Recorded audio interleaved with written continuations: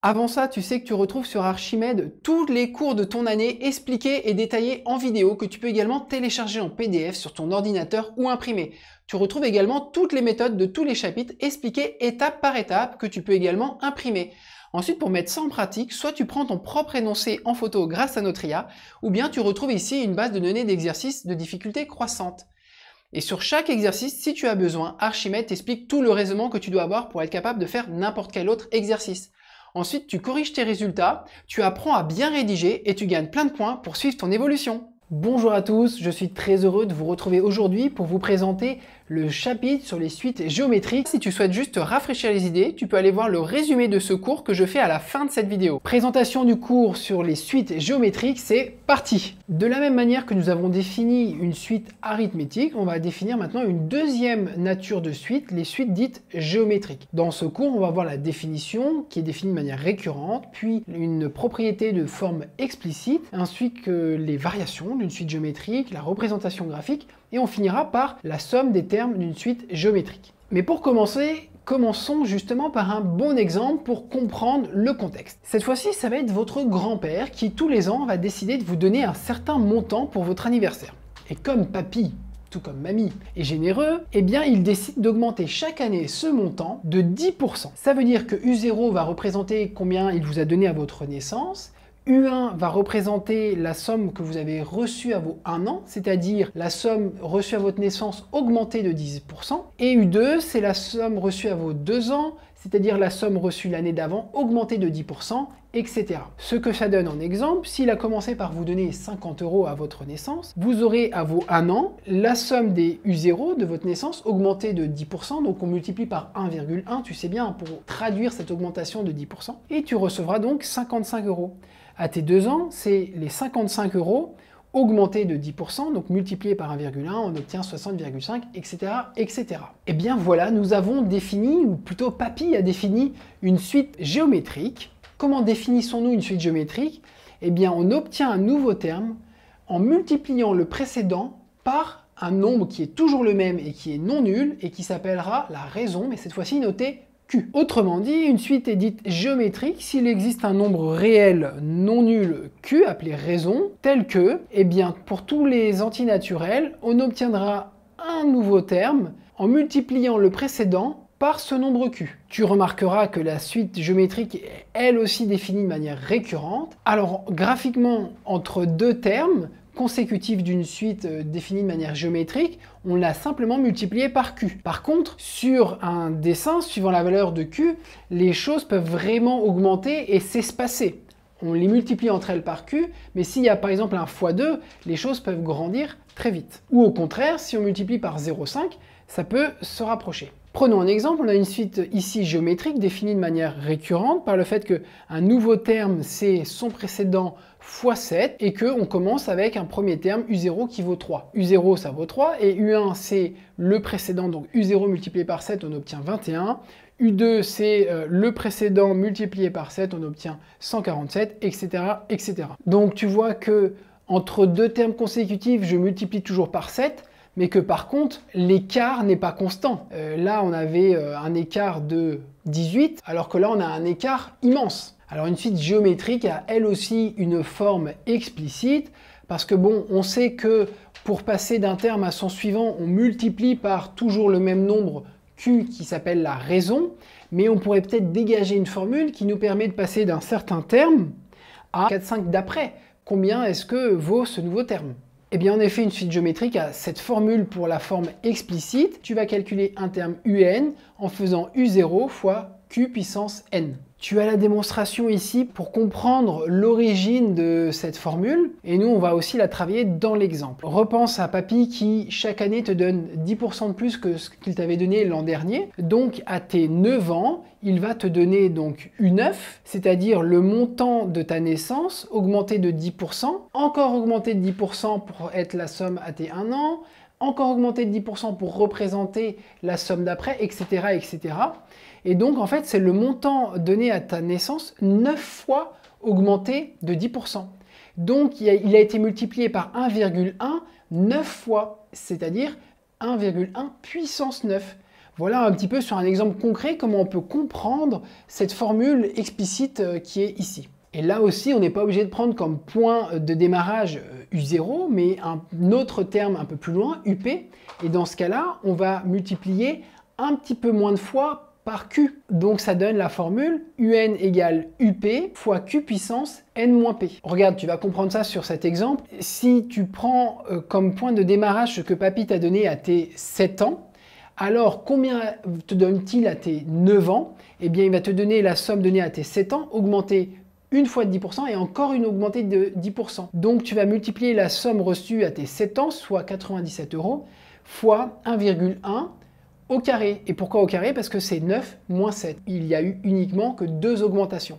Ce qui va te donner 118 €, on retrouve la même chose. Alors étudions les variations d'une suite géométrique, et là c'est un petit peu plus technique qu'une suite arithmétique. Il y a différents cas de figure et que je vais te présenter les uns après les autres. D'abord, je commence par te rappeler une suite géométrique définie de manière récurrente ou de manière explicite. Et tu vois qu'une suite géométrique, elle dépend en fait de 2 paramètres. Elle dépend de U0, son premier terme, et de Q. Donc on va sûrement voir que les variations vont dépendre de ces 2 paramètres. À chaque fois, il faut garder en tête la question, lorsque n grandit, lorsque j'avance dans ma suite, est-ce que mes termes augmentent ou diminuent? Est-ce que j'ai quelque chose de croissant ou est-ce que j'ai quelque chose de décroissant? Alors avant de découvrir la formule, je vais essayer de te la faire comprendre. On va se mettre d'abord dans un cas de figure où U0 est positif. Et là, il y a 2 approches pour comprendre la même chose. C'est soit en partant de la forme récurrente ou soit en partant de la forme explicite. Si on part de la forme récurrente, ça veut dire qu'on a nos premiers termes qui ressemblent à cela. U1, c'est U0 fois Q, U2, c'est U1 fois Q, U3, c'est U2 fois Q, etc. Donc si je suis en train de multiplier par Q à chaque fois et que cette valeur de Q est plus grande que 1, ça veut dire que je multiplie U0 par quelque chose de plus grand que 1, donc U1 va grandir. Et pareil, ici, lorsque je vais multiplier par 1,1, je vais avoir un U2 qui est plus grand que U1, etc. Donc je vais grandir dans les positifs et donc je suis croissant. Si je multiplie à chaque fois par un nombre Q qui est plus petit que 1, eh bien en fait je vais multiplier par exemple par 0,5, par 0,5, par 0,5 et donc je vais avoir des termes qui vont faire que diminuer. Je suis donc décroissant. Une autre approche pour comprendre ces variations, c'est avec la forme explicite que je te rappelle ici, donc pour différents termes, U1 c'est U0 fois Q, U2 c'est donc U0 fois Q au carré, etc. Donc si je multiplie par Q qui est plus grand que 1, Q puissance N va augmenter. À chaque fois que je vais augmenter mon exposant, Q puissance N va grandir. Multiplier à chaque fois par U0 dans chacun des éléments. U0 qui est positif, je vais augmenter dans les positifs et donc je vais être croissant. Par contre, si j'ai Q qui est compris entre 0 et 1, eh bien le Q puissance N dans la forme explicite, il va être petit, il va tendre vers 0. Multiplier un positif par quelque chose qui tend vers 0, je vais être décroissant. Ce qui donne la propriété suivante, si Q est plus grand que 1, la suite est croissante, si Q égale 1, la suite est constante, et si Q est compris entre 0 et 1, la suite est décroissante avec un U0 positif. Encore une fois, je le redis. Et ça donne, voilà, si Q est plus grand que 1, eh bien j'augmente. C'est papy qui donne 10% de plus chaque année. Ça augmente de manière exponentielle. Si Q égale 1, eh bien c'est-à-dire que papy multiplie par 1 la somme qu'il t'a donnée l'année d'avant. Ça reste constant. Et si au contraire, papy il fait baisser de 10% ce qu'il t'a donné par rapport à l'an dernier, eh bien là, ça va décroître comme ceci. Alors je t'ai fait que 3 cas de figure, mais il y a aussi le cas de figure où Q pourrait être compris entre 0 et moins 1. Et bien là, on va diminuer aussi, mais cette fois-ci en changeant de signe, parce que le fait de multiplier par un négatif, je vais avoir un terme positif qui devient après négatif, qui redevient après positif, et donc tu vois que ça fait ces alternances de signes, mais tout en diminuant en valeur absolue. Et enfin, qu'est-ce que ça donnerait si Q était plus petit strictement que moins 1? Eh bien la suite serait cette fois-ci toujours alternée, mais en grandissant en valeur absolue.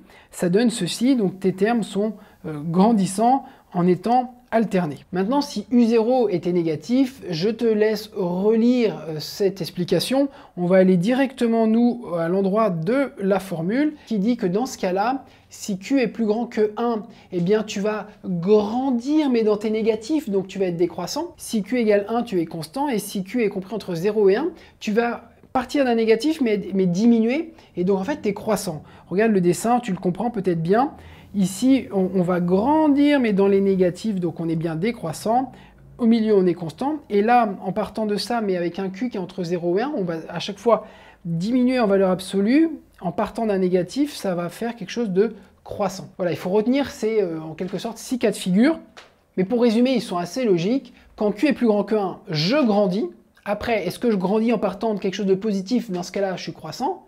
Ou est-ce que je grandis en partant d'un négatif et dans ce cas-là, je suis décroissant? Bon, Q égale 1, ça va, c'est assez logique. Et si Q est entre 0 et 1, eh bien, je vais rapetissir. En partant d'un positif, eh bien, je suis décroissant. Et en partant d'un négatif, je suis croissant. Là aussi, si tu n'as pas touché à la somme que papy t'a donnée chaque année, tu te doutes bien qu'on va pouvoir trouver une formule qui nous donne la somme de tes termes d'une suite géométrique. Cette formule est la suivante.